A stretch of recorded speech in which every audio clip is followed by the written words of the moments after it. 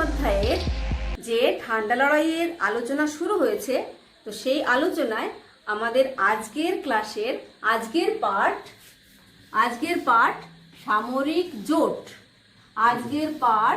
সামরিক জোট। তো তোমরা জানো যে আলোচনা আমাদের চলছে ঠান্ডা লড়াই সম্পর্কে। সেখানে আমরা দেখছি যে সোভিয়েত ইউনিয়নের পূর্ব ইউরোপে যে আধিপত্য এবং সাম্যবাদের যে সম্প্রসারণ, তার বিরুদ্ধে মার্কিন যুক্তরাষ্ট্র দুটো নীতি গ্রহণ করেছে। একটা হচ্ছে ট্রুম্যান নীতি, আরেকটা হচ্ছে মার্শাল প্ল্যান। তো এই ট্রুম্যান নীতি ও মার্শাল প্ল্যান ঘোষণা করা সত্ত্বেও মার্কিন নেতৃত্বাধীন সামরিক জোট কেন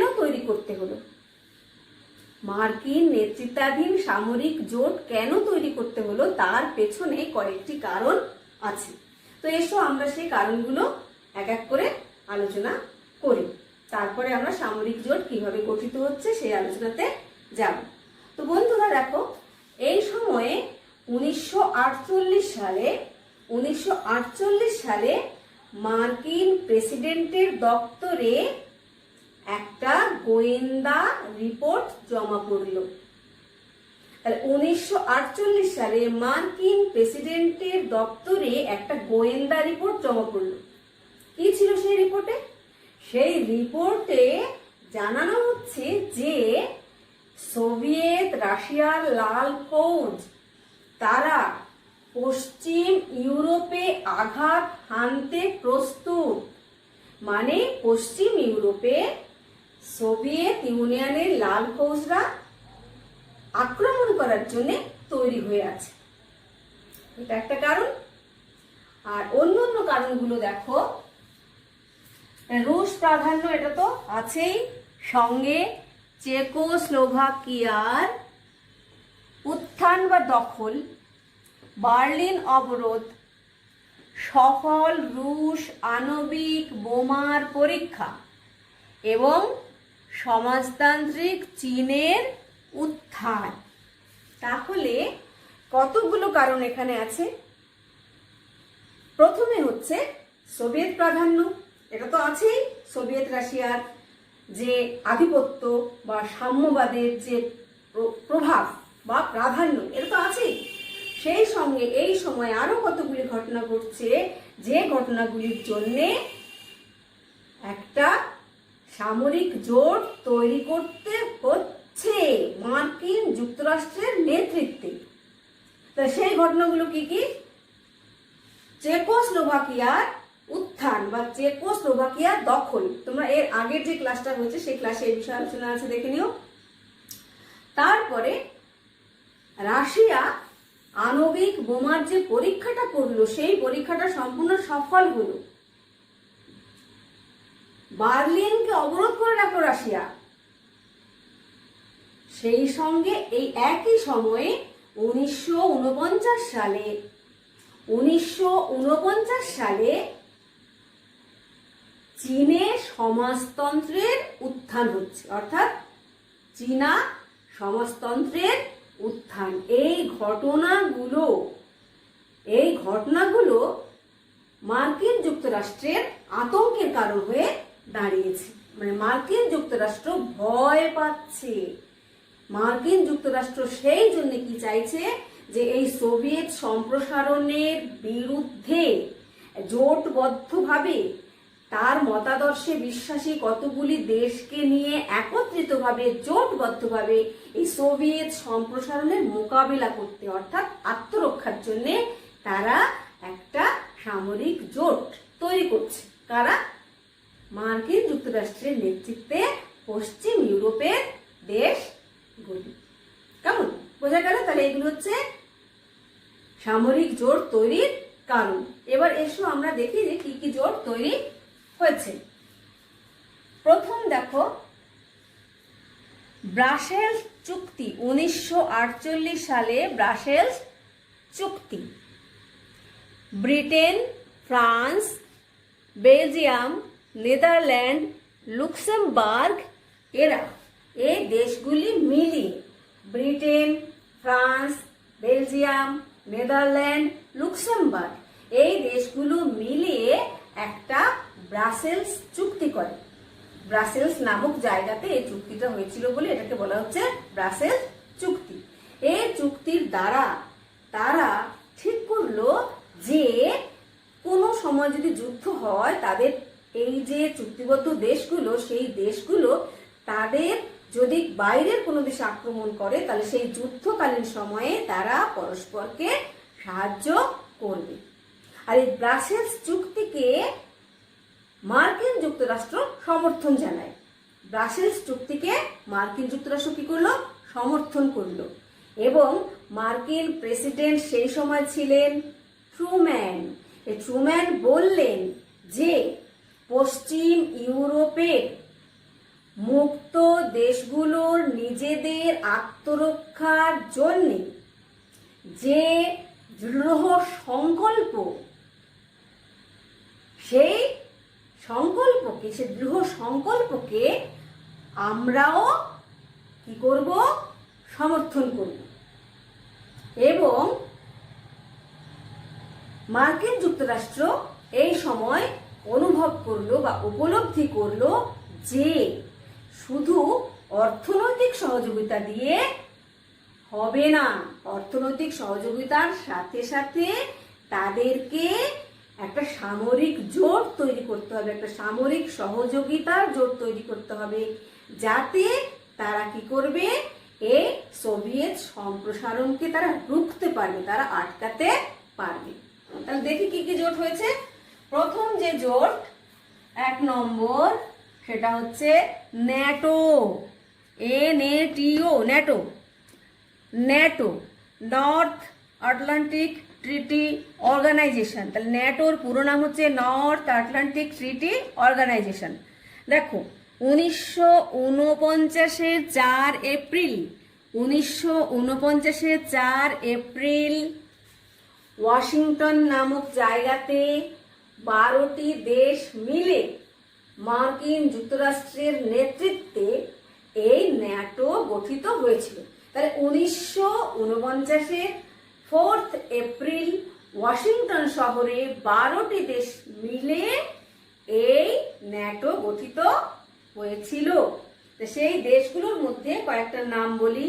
অবশ্যই মার্কিন নেতৃত্বে যখন মার্কিন যুক্তরাষ্ট্র রয়েছে, তার সঙ্গে England, France, Canada, Portugal, Netherland, Belgium, Norway, Denmark ইত্যাদি এই সমস্ত দেশগুলো এই ন্যাটোর অন্তর্ভুক্ত ছিল।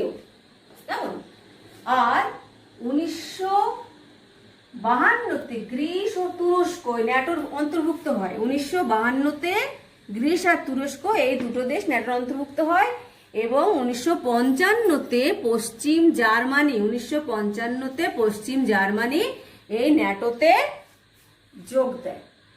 এই যে যারা এই ন্যাটোর অন্তর্ভুক্ত হলো তাদের একটা এই চুক্তির শর্ত ছিল। সেই চুক্তির শর্তগুলো কি? শর্ত হচ্ছে যৌথ আক্রমণ প্রতিরোধ করা। যে কোনো আক্রমণ যৌথভাবে, যে কোনো বহিঃশত্রুর আক্রমণ তারা যৌথভাবে আটকাবে, প্রতিরোধ করবে। অর্থাৎ তাদের মধ্যে কোনো দেশ যদি বাইরের কোনো শত্রুর দ্বারা আক্রান্ত হয় তাহলে কি করবে? তারা সবাই মিলে একত্রিতভাবে সেই আক্রমণের বিরুদ্ধে ঝাঁপিয়ে পড়বে।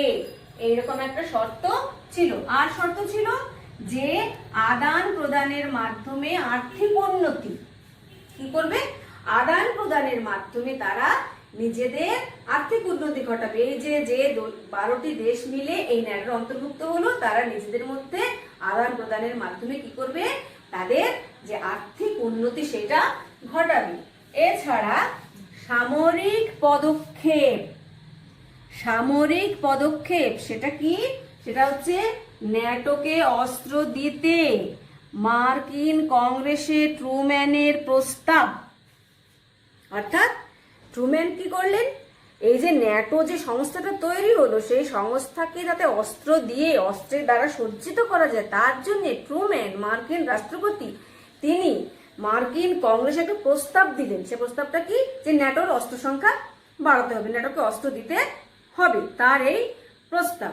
এবং ন্যাটোকে আরো শক্তিশালী করার জন্য যে পশ্চিম জার্মানি, সেই পশ্চিম জার্মানির শক্তি বৃদ্ধিকে তারা সমর্থন করলো। তারা কি করলো, পশ্চিম জার্মানির অস্ত্র বৃদ্ধিকে সমর্থন করলো। পশ্চিম জার্মানির অস্ত্র বৃদ্ধিকে তারা সমর্থন করলো। আচ্ছা, তাহলে এই যে দেখা যাচ্ছে যে এইভাবে তারা একটা সামরিক জোট তৈরি করে ফেললো।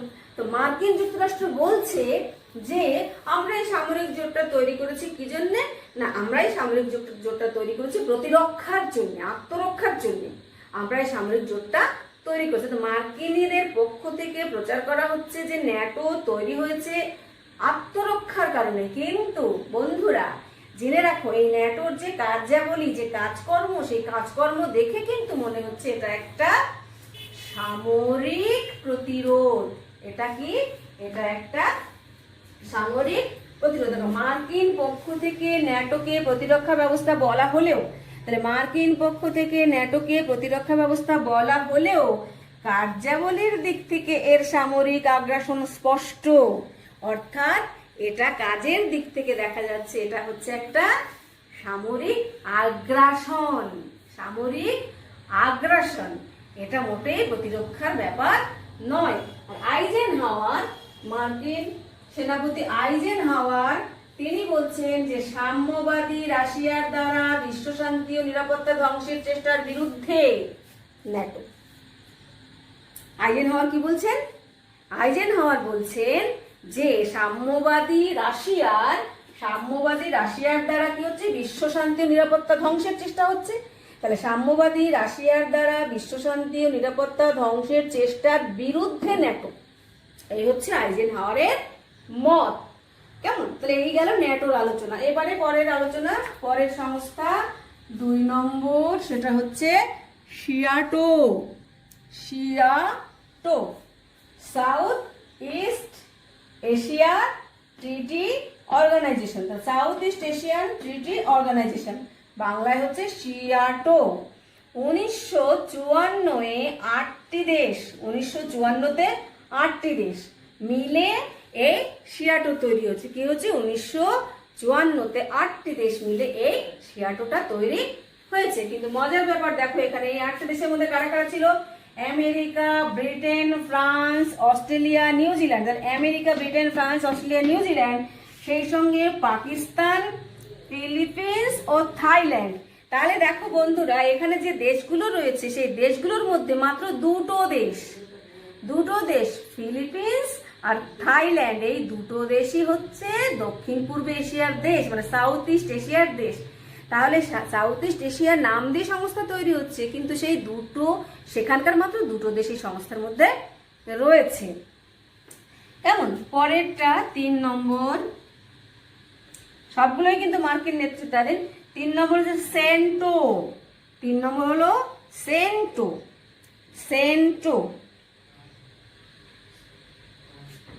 1955-তে মধ্যপ্রাচ্য প্রতিরক্ষা সংস্থা বা মেডো গঠিত হয়। তাহলে 1955-তে মধ্যপ্রাচ্য প্রতিরক্ষা সংস্থা বা মেডো গঠিত হয়। কেমন? এই যে পরবর্তীকালে এর নাম বদলে যায়, তখন এর নাম হয় সেন্টো। Central treaty organization. এর পুরো নাম হচ্ছে সেন্ট্রাল ট্রিটি অর্গানাইজেশন। এইটাই প্রথমে তৈরি হয়েছিল মধ্যপ্রাচ্য প্রতিরক্ষা সংস্থা বা মেডো, অর্থাৎ মিডল ইস্ট ডিফেন্স অর্গানাইজেশন। যদি মেডোটাকে ইংলিশে লিখি কি হয়, MEDO, তাহলে মিডল ইস্ট ডিফেন্স অর্গানাইজেশন বা মধ্যপ্রাচ্য প্রতিরক্ষা সংস্থা। এই মধ্যপ্রাচ্য প্রতিরক্ষা সংস্থায় পরবর্তীকালে নাম হয় central treaty organization, central treaty organization. আর কেন এটা তৈরি করা হয়েছিল? এটা তৈরি করা হয়েছিল মধ্যপ্রাচ্যে রুশ আগ্রাসন আটকাতে। তাহলে এটা কেন তৈরি করা হয়েছিল? মধ্যপ্রাচ্যে রুশ আগ্রাসন আটকাতে। এবং তোমরা জানো মধ্যপ্রাচ্যে কি আছে? অপরন্ত তৈল ভান্ডার আছে, তৈল সম্পদ আছে। সেই তৈল সম্পদের উপর রুশরা যাতে আধিপত্য করতে না পারে এবং সেই জায়গাতে আমেরিকা যাতে ওই তৈল সম্পদের উপরে আধিপত্য বিস্তার করতে পারে, তার জন্যে এই মিডল ইস্ট ডিফেন্স অর্গানাইজেশনটা তৈরি করা হয়েছিল, পরবর্তীকালে যার নাম হয়েছে অর্গানাইজেশন, সেন্ট্রাল ট্রিটি অর্গানাইজেশন। কেমন? এর নাম কিন্তু বাগদাদ চুক্তিও। কেন কি? এই চুক্তিটা বাগদাদে বসে হয়েছিল, সেই জন্য এর নাম বাগদাদ চুক্তিও বলা যেতে পারে। আচ্ছা, তা এছাড়াও আর যে সংস্থাগুলো হয়েছিল দেখো, আন্তঃ আমেরিকা পারস্পরিক সহায়তা চুক্তি 1947-এ লাতিন আমেরিকার দেশগুলোর সঙ্গে, 1947-এ লাতিন আমেরিকার দেশগুলোর সঙ্গে আরেকটা চুক্তি করেছিল মার্কিন যুক্তরাষ্ট্র, সেটা হচ্ছে আন্তঃ আমেরিকা পারস্পরিক সহযোগিতা চুক্তি। এই সম্পর্কে আগের ক্লাসেও বলা হয়েছে, তোমরা সেটা দেখে নেবে। এছাড়া আরেকটা চুক্তি হয়েছিল আনজাস, আনজাস, আনজাস। এটা হয়েছিল অস্ট্রেলিয়া আর নিউজিল্যান্ডের সঙ্গে, অস্ট্রেলিয়া আর নিউজিল্যান্ডের সঙ্গে হয়েছিল প্রশান্ত মহাসাগরীয় অঞ্চলে। তাহলে প্রশান্ত মহাসাগরীয় অঞ্চলের দুটো দেশ, একটা হচ্ছে অস্ট্রেলিয়া, একটা হচ্ছে নিউজিল্যান্ড, এই দুটো দেশের সঙ্গে হয়েছিল আনজাস। এছাড়া ফিলিপিন্স, জাপান, এদের সঙ্গে একটা হয়েছিল 1951-তে, দক্ষিণ কোরিয়ার সঙ্গে হয়েছিল 1953-তে, তাইওয়ানের সঙ্গে হয়েছিল 1954-তে। সবগুলোই কিন্তু দ্বিপাক্ষিক নিরাপত্তা চুক্তি, সবগুলোই দ্বিপাক্ষিক নিরাপত্তা চুক্তি। দ্বিপাক্ষিক নিরাপত্তা চুক্তি হচ্ছে ফিলিপিন্স ও জাপানের সঙ্গে 1951, দক্ষিণ কোরিয়ার সঙ্গে 1953, তাইওয়ানের সঙ্গে 1954-তে। তাহলে বন্ধুরা, এই হচ্ছে মার্কিন নেতৃত্বাধীন সামরিক জোট। কেমন? তো এই যে মার্কিন নেতৃত্বাধীন সামরিক জোট তৈরি হলো, তাহলে সোভিয়েত ইউনিয়ন সেও নিশ্চয়ই বসে থাকবে না। এবার সেও দেখছে যে মার্কিন নেতৃত্বাধীন সামরিক জোট তারা অস্ত্র-শস্ত্রে সজ্জিত হয়ে যাচ্ছে, তারা শক্তিশালী হয়ে যাচ্ছে। তাহলে সোভিয়েত ইউনিয়ন সেও কিন্তু ভয় পাচ্ছে, সেও ভয় পেয়ে সেও কি করছে, তারও যে আদর্শে ভাবাদর্শে বিশ্বাসী যে দেশগুলো তাদেরকে নিয়ে সেও জোট তৈরি করছে। তাহলে আমরা দুই ধরনের জোট দেখছি, একদিকে দেখছি মার্কিন নেতৃত্বাধীন সামরিক জোট, আরেক দিকে দেখছি আমরা সোভিয়েত নেতৃত্বাধীন সামরিক জোট। তো এসব আমরা দেখি সোভিয়েত নেতৃত্বাধীন সামরিক জোট। তাহলে এটা হচ্ছে সোভিয়েত জোট, এগুলো ছিল মার্কিন জোট। সোভিয়েত রাশিয়া প্রথম কি করলো? কমিকন তৈরি করলো 1949-এর জানুয়ারি মাসে। 1949-এর জানুয়ারি মাসে সে পারস্পরিক অর্থনৈতিক সহযোগিতার জোট তৈরি করলো। তাহলে 1949-এর জানুয়ারি মাসে পারস্পরিক অর্থনৈতিক সহযোগিতার জোট তৈরি করা হলো। কার নেতৃত্বে? সোভিয়েত রাশিয়ার নেতৃত্বে। তবে এটা একটা অর্থনৈতিক জোট থাকলেও এটা কিন্তু অর্থনৈতিক ব্যাপার, অর্থনৈতিক সহযোগিতার ব্যাপার, কিন্তু তা সত্ত্বেও এরা কি করত? এরা সামরিক জোট হিসেবে কাজও করত, সঙ্গে সঙ্গে সামরিক জোট হিসেবে কাজও করত। দেখো, আর্থিক সাহায্যের জন্য হলেও সামরিক জোটের সহায়ক হিসেবে এরা কাজ করত। কোনটা? এই যে কমিকন। তাহলে কমিকন ছিল পারস্পরিক আর্থিক সহযোগিতার জন্য তৈরি হয়েছিল, কিন্তু আর্থিক সহযোগিতার জন্য তৈরি হলেও তারা সামরিক জোটের সহায়ক হিসেবেও কাজ করত। তাহলে কমিকন একটা 1 নম্বর, মানে রুশ নেতৃত্বাধীন সামরিক জোট, তার 1 নম্বর হচ্ছে কমিকন। 2 নম্বর কি? 2 নম্বর দেখো, 2 নম্বর হচ্ছে এটা ওয়ারশো চুক্তি। ওয়ারশো চুক্তি 14ই মে 1955। 1955 সালের 14ই মে, 1955 সালের 14ই মে পূর্ব ইউরোপের দেশগুলিকে নিয়ে, পূর্ব ইউরোপের সাম্যবাদী বা সমাজতান্ত্রিক ভাবধারায় বিশ্বাসী দেশগুলিকে নিয়ে সোভিয়েত ইউনিয়নের নেতৃত্বে একটি জোট তৈরি হলো, তাকে বলা হচ্ছে ওয়ারশো। কোন কোন দেশগুলি? সোভিয়েত ইউনিয়ন তো অবশ্যই, সেই সঙ্গে যে দেশগুলি সেগুলি হচ্ছে আলবেনিয়া, বুলগেরিয়া, রোমানিয়া, পোল্যান্ড, এই সমস্ত দেশগুলিকে নিয়ে সোভিয়েত নেতৃত্বাধীন একটি জোট তৈরি হলো, তার নাম হচ্ছে ওয়ারশো। তাহলে তাদের সেনাবাহিনীকে বলা, তাদের যে শর্ত ছিল, সেই জোটের যে শর্ত ছিল, তাদের সেনাবাহিনী একটি সম্মিলিত কমান্ডের অধীনে থাকবে। এই ওয়ারশো জোটের কতগুলি শর্ত ছিল বন্ধুরা, সেই শর্তগুলো কি কি? তাদের যে সহযোগী দেশ, সেই সহযোগী দেশদের যে সেনা, সেই সেনাদের নিয়ে একটা সম্মিলিত বাহিনী তৈরি হবে। সেই সেনাবাহিনী একটা সম্মিলিত কমান্ডের অধীনে থাকবে। কেমন? এটা 1 নম্বর শর্ত। 2 নম্বর শর্ত হচ্ছে বহিঃশত্রুর দ্বারা আক্রান্তকে, তাদের জোটের যদি কোনো দেশ কোনো বহিঃশত্রুর দ্বারা আক্রান্ত হয়, তাহলে সেই আক্রান্ত দেশকে তারা সবাই মিলে সহযোগিতা করবে। তাহলে আক্রান্তকে পারস্পরিক সাহায্য করা, বহিঃশত্রু দ্বারা আক্রান্তকে পারস্পরিক সাহায্য করা, এটা হচ্ছে 2 নম্বর পয়েন্ট। কেমন? 2 নম্বর শর্ত। 3 নম্বর শর্ত কি? 3 নম্বর শর্ত হচ্ছে ওই জোটের অন্তর্ভুক্ত কোনো দেশ অন্য কোনো সামরিক চুক্তিতে যোগ দিতে পারবে না। অর্থাৎ এই যে দেশগুলি মিলে ওয়ারশো চুক্তি তৈরি হলো, সেই জোটের কোনো দেশ অন্য কোনো দেশের সঙ্গে কোনো সামরিক চুক্তিতে যেতে পারবে না, সেই স্বাধীনতা তাদের থাকবে না। 4 হচ্ছে সদস্য পদ প্রত্যাহারের স্বাধীনতা থাকছে না। কি থাকছে না?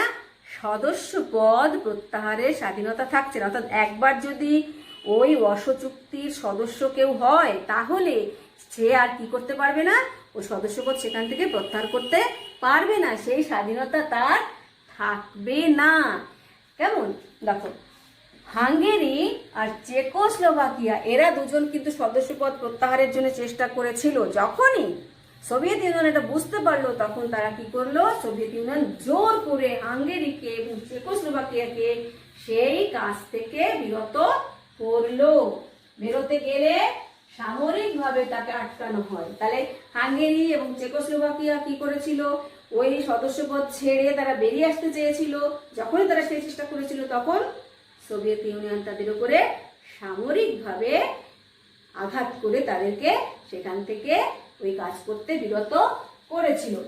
আর আলবানিয়া 5 নম্বর শর্ত, আলবানিয়াটা গুরুত্বহীন দেশ ছিল, ফলে সে 1968-তে চুক্তি ছেড়ে চলে গেছিল বলে তাকে কিছু বলেনি। আলবানিয়া খুব একটা গুরুত্বপূর্ণ দেশ নয়, সেই জন্য আলবানিয়া যখন 1968-তে ওই চুক্তি থেকে বেরিয়ে চলে গেল, তাকে অবশ্য আর কিছু বলা হয়নি। যাই হোক, এই হচ্ছে রুশ জোট। অর্থাৎ রুশ জোট আমরা এখানে দুটো দেখছি, একটা কমিকন আর একটা হচ্ছে ওয়ারশো। আর ওয়ারশোর কতগুলো শর্ত এখানে রয়েছে। কেমন? তো এবার এসো আমরা ঠান্ডা লড়াইয়ের যে তৈরি ঠান্ডা লড়াই যে হলো, সে ঠান্ডা লড়াইয়ের প্রভাবটা কি, ফলাফলটা কি, সেটা আমরা একটুখানি দেখে নিই। প্রভাব দেখো, সামরিক জোট গঠন হলো। তাহলে ঠান্ডা লড়াইয়ের প্রভাব কি? ঠান্ডা লড়াইয়ের প্রভাব হচ্ছে 1 নম্বর সামরিক জোট তৈরি হলো, সে তো আমরা দেখতেই পেলাম। মার্কিন নেতৃত্বাধীন জোট এবং রুশ নেতৃত্বাধীন জোট, দুই দিকে দুটো জোট তৈরি হলো। অর্থাৎ গোটা পৃথিবীর তখন মার্কিন শিবিরে একটা আর সোভিয়েত শিবিরে একটা, 2 ভাগে ভাগ হয়ে গেল। অর্থাৎ মার্কিন নেতৃত্বাধীন একটা জোট হলো এবং তার সহযোগী দেশগুলিকে নিয়ে, সোভিয়েত রাশিয়ার নেতৃত্বে একটা জোট তৈরি হলো তার সহযোগী দেশগুলিকে নিয়ে। দেখা যাচ্ছে গোটা পৃথিবী দুটো সামরিক জোটে ভাগ হয়ে গেছে। কেমন? তাহলে এই সামরিক জোট তৈরি হলো এবং পৃথিবী দুটো শিবিরে ভাগ হয়ে গেল। এটা গেল 1। 2 নম্বর প্রভাব কি? অস্ত্র প্রতিযোগিতা। এবং কি কি অস্ত্র? পরমাণু এবং ক্ষেপণাস্ত্র। তাহলে পরমাণু আর ক্ষেপণাস্ত্র, পরমাণু অস্ত্র আর ক্ষেপণাস্ত্র, এই 2 ধরনের অস্ত্র তৈরি করতে দুটো জোট, মার্কিন নেতৃত্বাধীন জোট এবং সোভিয়েত জোট, 2 জোটই কি করছে? পারমাণবিক অস্ত্র এবং ক্ষেপণাস্ত্র তৈরি করছে। অর্থাৎ অস্ত্রের একটা প্রতিযোগিতা শুরু হয়ে গেছে দুটো শিবিরেই। 3, একটা আন্তর্জাতিক বিরোধ তৈরি হয়েছে। আন্তর্জাতিক বিরোধ দেখা দিয়েছে। বার্লিন সংকট, সুয়েজ সংকট, কোরিয়ার যুদ্ধ, ভিয়েতনামের যুদ্ধ। বার্লিন সংকট, সুয়েজ সংকট, কোরিয়ার যুদ্ধ, ভিয়েতনামের যুদ্ধ, এইগুলো দেখা যাচ্ছে। আরো একটা কিউবার সংকট। এই আন্তর্জাতিক ক্ষেত্রে এই দুই দিকে দুই শক্তিধর দেশ দাঁড়ানোর ফলে বিভিন্ন সমস্যা দেখা দিয়েছে। 3, এরপরে 4, বার্লিন প্রাচীর ধ্বংস। বার্লিনকে কেন্দ্র করে একটা প্রাচীর উঠেছিল 1989 সালে। সেই প্রাচীরটা ধ্বংস হয়ে যায়। তাহলে এটা একটা প্রভাব ঠান্ডা লড়াইয়ের। কেমন? 5, সোভিয়েত রাশিয়ার ভাঙন। সোভিয়েত রাশিয়ায় ভাঙন ধরে, এটাও ঠান্ডা লড়াইয়ের একটা প্রভাব। শেষ পর্যন্ত প্রবল শক্তিধর মার্কিন যুক্তরাষ্ট্রের সামনে থেকে এই সোভিয়েত রাশিয়া ভেঙে যায়। কেমন? এই সোভিয়েত রাশিয়া ভেঙে গেল 1991 সালে। 1991 সালে। কেন সোভিয়েত রাশিয়া ভাঙলো? সোভিয়েত রাশিয়ার বিভিন্ন দেশকে অর্থ এবং অস্ত্র দিতে দিতে একসময় সে নিজেই দুর্বল হয়ে পড়লো। এই দুর্বলতার ফলে তাকে করতে হলো, ভেঙে পড়তে হলো। সে ভেঙে গেল। ফলে দেখা যাচ্ছে যে সোভিয়েত রাশিয়ার ভাঙন হচ্ছে, সেটাও কিন্তু এই ঠান্ডা লড়াইয়ের একটা প্রভাব। তারপর 6, সোভিয়েত রাশিয়ার ভাঙনের ফলে দেখা যাচ্ছে বাল্টিক রাজ্য, যে রাজ্যগুলোকে একসময় সোভিয়েত রাশিয়া দখল করে নিয়েছিল এবং নিজের রাজ্যের অন্তর্ভুক্ত করেছিল, সেই দেশগুলো সোভিয়েত রাশিয়া যখনই ভেঙে যাচ্ছে সেই দেশগুলো পুরো স্বাধীন হয়ে যাচ্ছে। বাল্টিক রাজ্যগুলো স্বাধীন হয়ে যায়, সেই সঙ্গে লিথুয়ানিয়া, লাটভিয়া, এস্তোনিয়া এরাও স্বাধীনতা পেয়ে যায়। কেন? সোভিয়েত রাশিয়া ভেঙে গেছে বলে। তারপরে দেখো 7, কমিউনিজমের পতন। সোভিয়েত রাশিয়া ভেঙে গেল মানে, সমাজতান্ত্রিক সোভিয়েত রাশিয়া ভেঙে গেল মানে সাম্যবাদের গতি কমে গেল, সাম্যবাদের প্রসার বন্ধ হয়ে গেল। ধীরে ধীরে সাম্যবাদ আস্তে আস্তে অবসানের দিকে চলে গেল। তাহলে কমিউনিজমের পতন বা কমিউনিস্ট জোটের পরাজয়। বহু দেশে এর প্রভাব কমতে থাকে। যে সমস্ত সাম্যবাদী দেশ ছিল সেই সমস্ত দেশ থেকে ধীরে ধীরে সাম্যবাদের প্রভাবটা আস্তে আস্তে স্তিমিত হতে থাকে, কমতে থাকে। কেমন?